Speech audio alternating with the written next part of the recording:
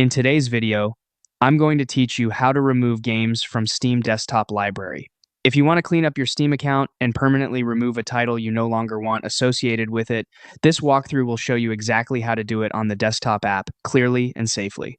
Start by opening the Steam application on your computer. Once the app is up, look at the top of the window and click on Library. This takes you to your full game collection, where you can see everything tied to your account. You'll find a search field near the top left. This is the quickest way to locate the exact game you want to remove. Just start typing its name, and Steam will narrow the list in real time, which is especially helpful if your library is large. When you've found the game, right-click it. You can do this from the left sidebar list or from the main game area. Either way opens a context menu with several options.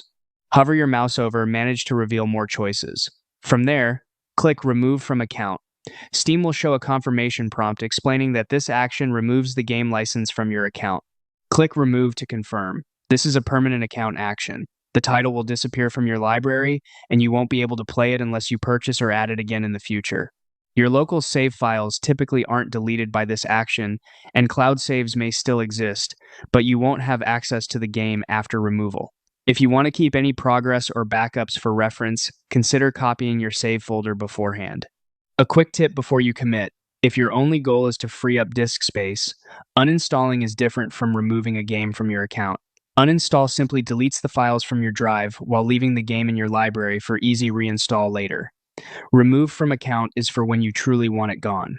That's it. You've learned how to find a game, open its manage options, and permanently remove it from your Steam desktop library with confidence.